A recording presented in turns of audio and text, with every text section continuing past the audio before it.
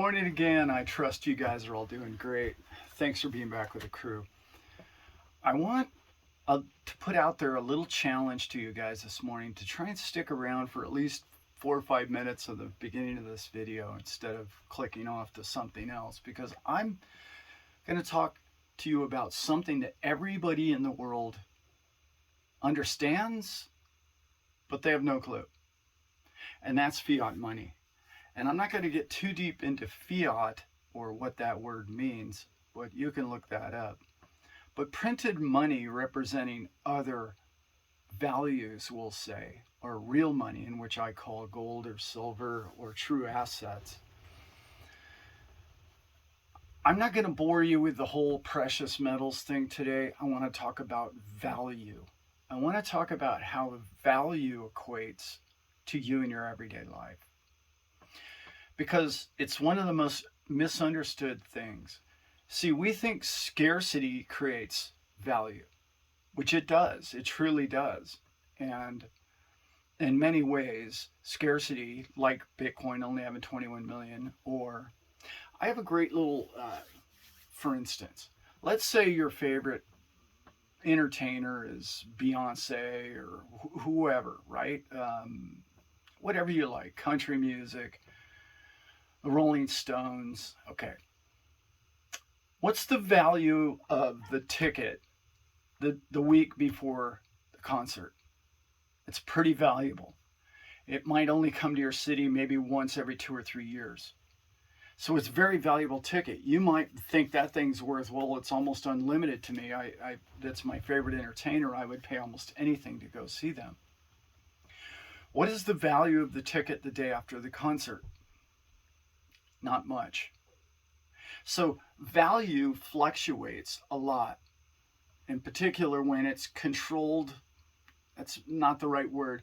When it's in the grasp, we'll say, of fiat currencies. Okay.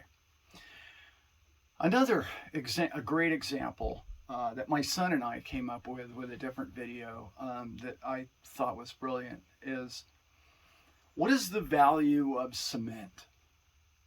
Is the value of cement its price? Is it more valuable because it's doubled in the last 2 or 3 years? Is it more valuable? A lot of most people would say, yes, Alan, it's more valuable than it used to be. It's not. Its value is identical. Its value will never decline in a US dollar. In other words, the fiat dollar could vanish tomorrow and the cement will be there. The value in cement is its strength, is its lasting ability for 80, 100 years. That's its value. That's the difference between the value of a dollar and the value of cement. One more example, oil, big topic these days. So let's look at oil. Okay, a couple of months ago, it was $130 a barrel. Today, it's $90 a barrel, roughly, right? Depending on which grade of crude you get. So, is it less valuable today? No. It takes the same amount of gas in your car to get to work, the same amount of distance, as that's the value it provides, correct? Same amount, unless your car doesn't get as good a gas mileage, but you get the point. So the price fluctuates up and down. Why does it go up and down? Manipulation? Sure. Demand, of course. Which would create what, Alan? Scarcity. Correct. However, government's control of fiat currency is the true culprit here that a lot of people don't understand, and that's what I'm going to try and point out here. Let me give you a for instance. Prior to 1971, oil was priced in gold. Yeah, just think about that.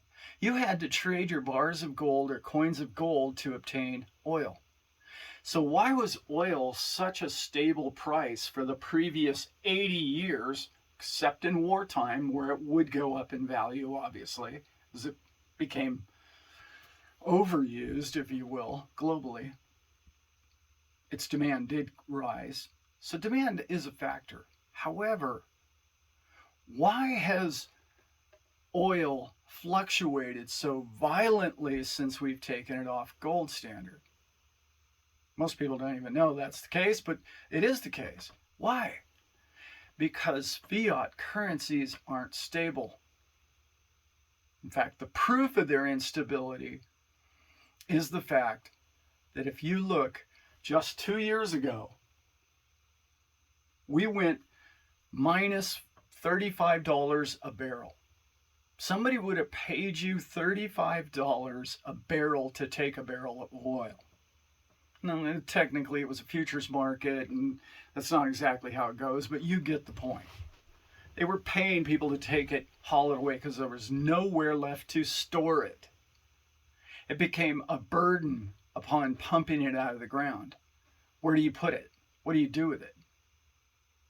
Crazy, isn't it? But here's another little fact that a lot of people don't know about what's going on with oil today.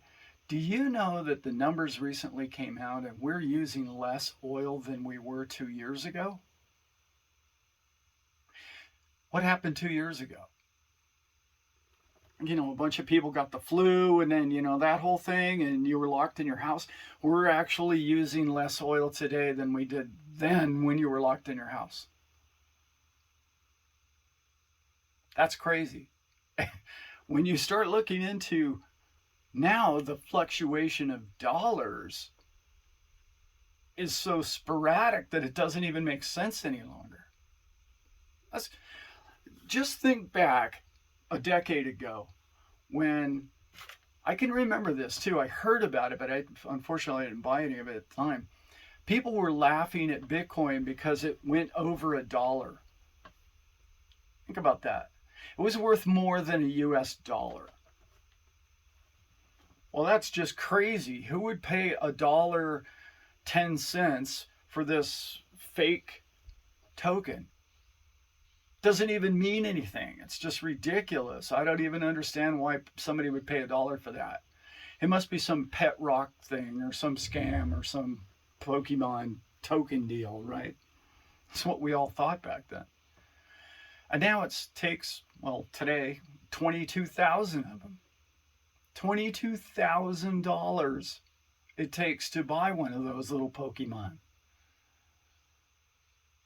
So where is it's so funny because everybody and their brother wants to tell you, oh, that's too volatile. Bitcoin's volatile. No, the volatility is in the dollar, people. The volatility is in the value of the dollar. Did the value of cement, our oil, our lumber fluctuate? Think about the numbers I just gave you. $130 a barrel to minus $35 a barrel. That fluctuation was in what? Fiat currencies. Had it still been listed at a barrel of oil in gold, you and I would still be paying, $1 a gallon for gasoline in the United States? Why? The fiat dollar is inflating. They keep printing more to hand it to you, and you think you're better off when they give you more of these digits, and they pass bills saying, well, we're going to print another trillion of them to make inflation go away. It doesn't take a math genius to figure out that hasn't worked. And how is it that I'm speaking as Americans now, okay? How is it in the history of man, we created the most financially strong, stable, unbelievable empire in the history of man? Financially rocking this world, and everybody in the planet wanted to move here to prosper. And now we've gone from that to the most indebted country in the history of man. But yet, it's odd, our lifestyle hasn't really changed. Nothing's really changed in value. because value is the farmer, the feed, the oil, the cement, the lumber, what you eat, what you consume, what the commerce in which you share with your neighbor, and we trade with each other. The fluctuation came from the manipulation of the fiat and their printing of more. That's where all of these wacky numbers came from. And today we hear, oh, inflation went up again today. Well, no wonder. That's really hard for me to believe, really. I mean, that's it's comical that people are astounded by, oh, inflation went up again today. Like, how can it not? Right? How could it not? It's crazy to me. I want to talk one more thing about value. Value is in things' longevity. Let's talk about that for a minute. The cement's going to last, what, 80, 100 years, we think? And I say we think because we built buildings 80, 100 years ago, and they're still good. But 100 years ago, we didn't actually have Portland cement. So we don't really know if they'll last 200 years, to be honest. So, a little trivia there. So, let's think about this. The cement will last 80 to 100 years. How long will a digital asset last? How long will Bitcoin last? Let's see, it has all those energy requirements. Oh, no, it doesn't, does it? They'll lead you to believe that it actually is pulling down the grid, sucking up all this electricity. That's diminishing over time, and as we mine more and more and more into the future, that number goes down, not up. That's a deflationary number. So the Bitcoin digit will always exist. Always.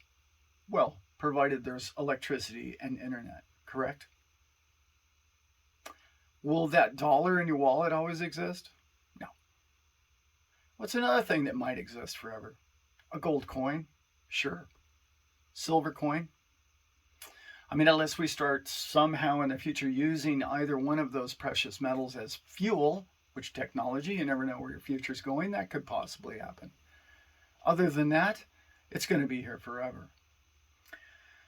The point of this little value message today is if you don't have valuable things or surround yourself with value and true value, in other words, the job you do, the food you consume, the things you believe are assets, those things are changing. Assets are changing. They're different than just gold and corn in the field. They're digital. And their goal. And the beauty is we need the corn and we need the food and we have each other to grow that. We don't need Wall Street. We don't need banks telling us this dollar. The whole world is waiting for. Doesn't it seem crazy to everybody that the whole world sits around on pins and needles and we had to wait a whole extra month just so some guy can tell us some number? That seemed a little bit, I don't know, controlled or manipulated to you? That we have to wait for, this great man to speak to us all. One man gets the power of moving the needle for everyone on the planet. No, the value is in the farmer. The value is in the oil. And the value is what you do with those two things. And the value is being understood by many other nations. And we need to wake up and understand that our world is changing before us. So unless we can find a way to live peacefully with other people, which I believe there is always an answer to that, we need to understand value. And hopefully I gave you a little perspective on what to think about when you're considering what you pay for things and what you pay in value. What your time is, what your job is, what your moments in your day is worth to you. And value can just be friends and family. And time is value, for sure. Speaking of time, it's time for me to get away from this camera. Okay, guys, I hope you guys got something from that. And I really appreciate all the comments that I've been receiving lately. And we're going to do a lot of great stuff on this channel. And I can't wait to do it all with everybody. And I keep mentioning, but I'm going to give you a little tour. I'm working day and night on my new studio and office. So really busy right at these days, but it's going to be fun, guys. Enough about me. You guys have a great day. I know you will, and I love you all. With that, I'm out.